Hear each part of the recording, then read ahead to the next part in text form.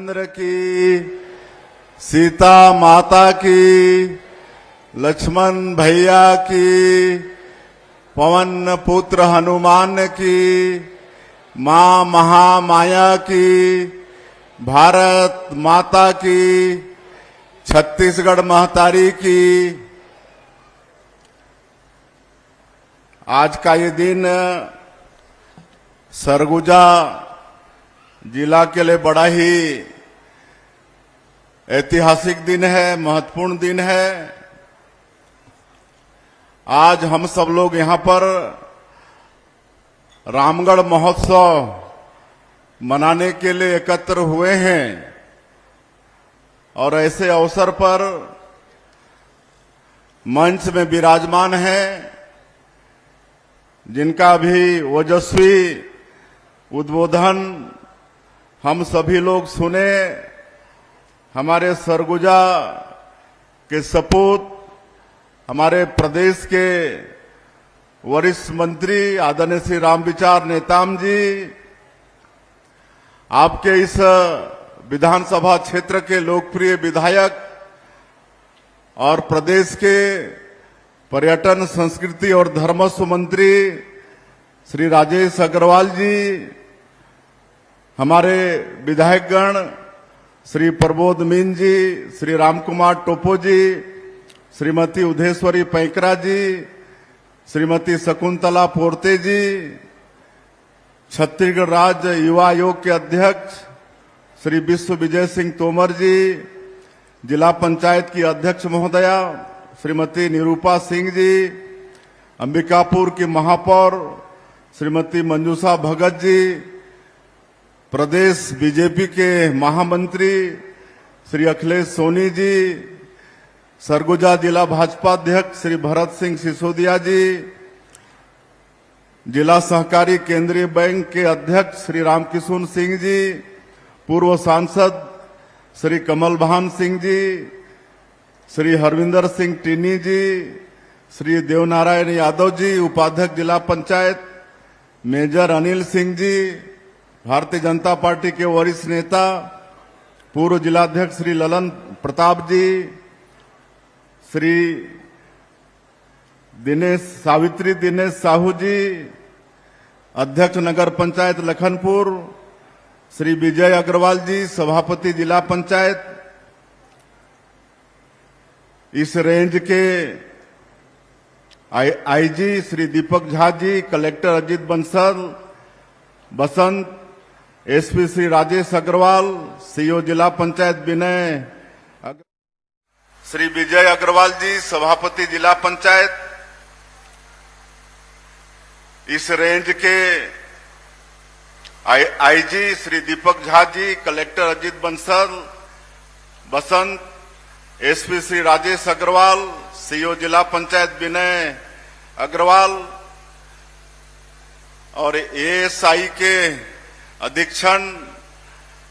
अधीक्षक doctor M काली मुथु जी, जिला पंचायत सदस्य श्रीमती राधा रवि जी, श्रीमती रेबुनिया करियाम जी, श्री ओम प्रकाश सिंह जी, श्री सिद्धार्थ सिंह देव जी, श्री विनोद हर्ष जी, श्रीमती अरुणा सिंह जी, श्री अखंड विधायक सिंह जी, श्री प्रबोध सिंह जी, श्री प्रदीप सिंह मरकाम जी, श्री नंदा जी, श्री आलोक दुबे जी, अंबिकेश केसरी जी, अनिल प्रताप जी और मंच में विराजमान सभी अतिथिगण, किसी का नाम छूट रहा होगा तो मैं क्षमा चाहूंगा।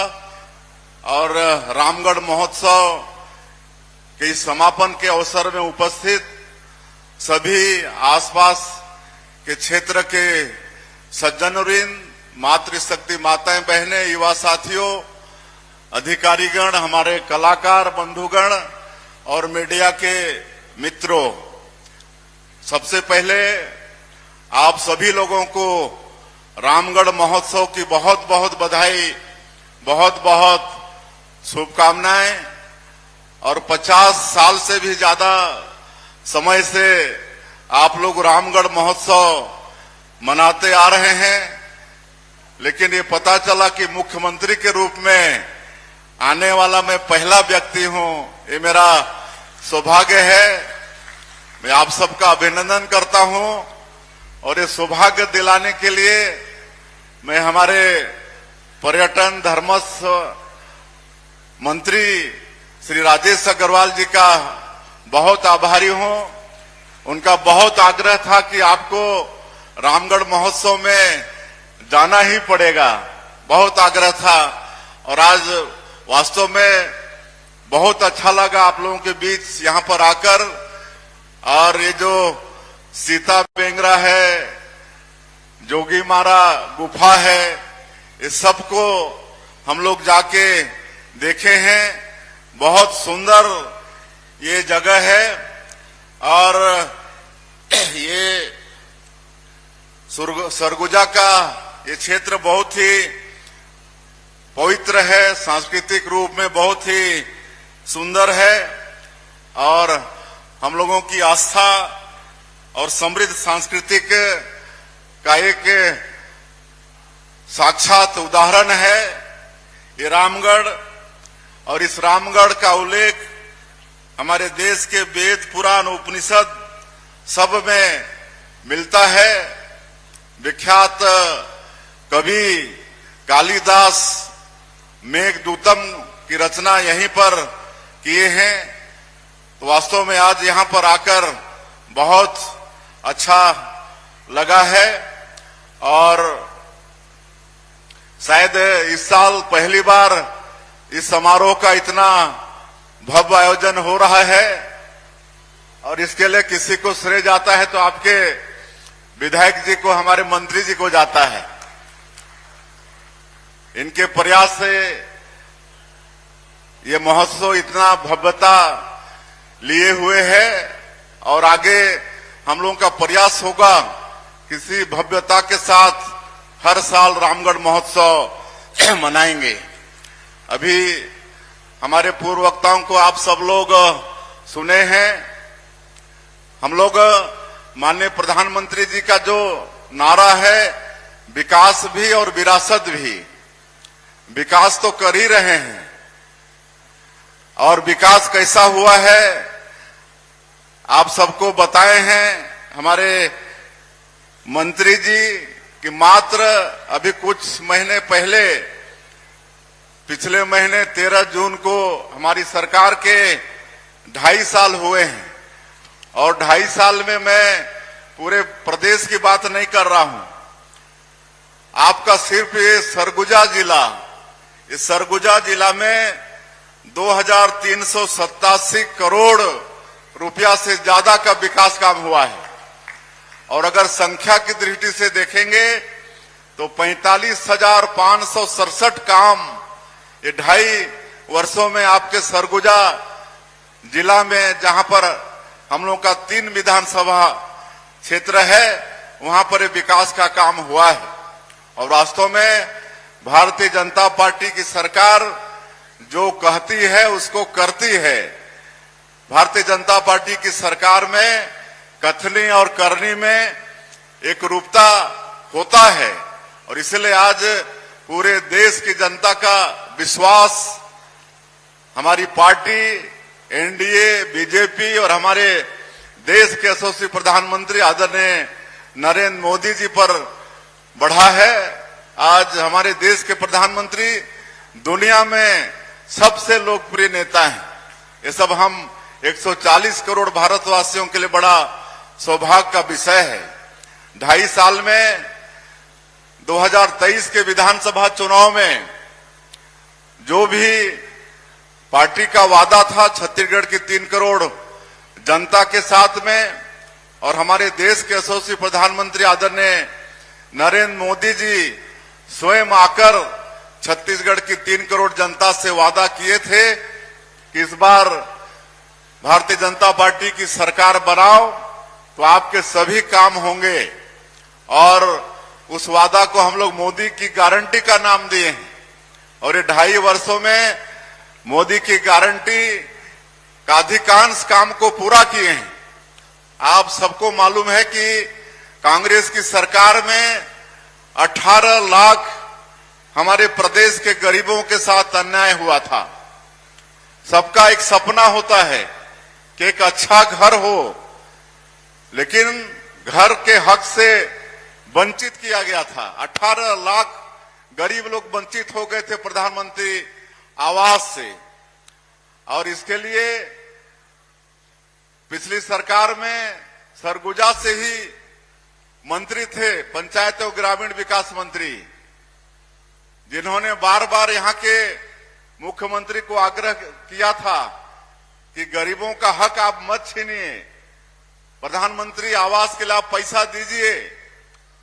और भारत सरकार के बार बार आग्रह के बाद भी उस समय की कांग्रेस सरकार गरीबों को प्रधानमंत्री आवास नहीं दिलाई थी और उन्होंने इस्तीफा दे दिया था। जो उस समय के पंचायत एवं ग्रामीण विकास मंत्री थे कि मैं गरीबों के साथ न्याय नहीं कर पा रहा हूं, उनको मकान नहीं दे पा रहा हूं, ये कह के उन्होंने इस्तीफा दे दिया था। और आज हमारे जो पंचायत एवं ग्रामीण विकास विभाग के मंत्री हैं, जो प्रदेश के डिप्टी सीएम भी हैं और गृह मंत्री भी हैं, विजय शर्मा, वो हमको चिट्ठी लिखते हैं मुख्यमंत्री के नाते कि आपने मात्र 2.5 साल में 18 लाख प्रधानमंत्री आवास की स्वीकृति दे दी है। 18 लाख प्रधानमंत्री आवास का सैंक्शन हो गया है और 10 लाख से ज्यादा मकान बन चुका है। ये मैं 15 दिन पहले की बात बता रहा हूं। हर रोज 1600 मकान बन के तैयार हो रहा है। कितना? 1600। 1,500 से ज्यादा प्रधानमंत्री आवास एक दिन में बन के तैयार हो रहा है। तो ये काम आज छत्तीसगढ़ के अंदर में हो रहा है। कांग्रेस और भाजपा सरकार में काम करने का ये अंतर है। हम लोग जो बोलते हैं उसको करते हैं। आज खाली 18 लाख गरीबों का मकान ही नहीं, बल्कि जो बस्तर क्षेत्र है, आप सब लोगों को मालूम है कि वो बस्तर क्षेत्र इतना बड़ा है कि केरल प्रदेश से बड़ा है, प्राकृतिक दृष्टिकोण से बहुत सुंदर है। वहां भी बहुत सुंदर सुंदर वाटरफॉल, कुटुमसर का गुफा है, अबूझमाड़ का जंगल है। लेकिन 40 साल से भी ज्यादा समय तक नक्सलवाद से वो क्षेत्र ग्रसित रहा और विकास वहां पहुंचा नहीं, कोई जा नहीं पाते थे।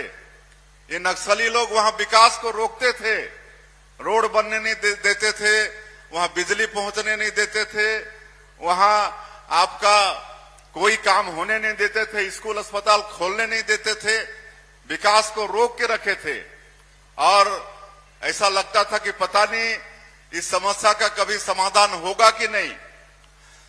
लेकिन जब डबल इंजन की सरकार बनी और माननीय प्रधानमंत्री श्री नरेंद्र मोदी जी का आशीर्वाद मिला, हमारे केंद्रीय गृह मंत्री अमित शाह जी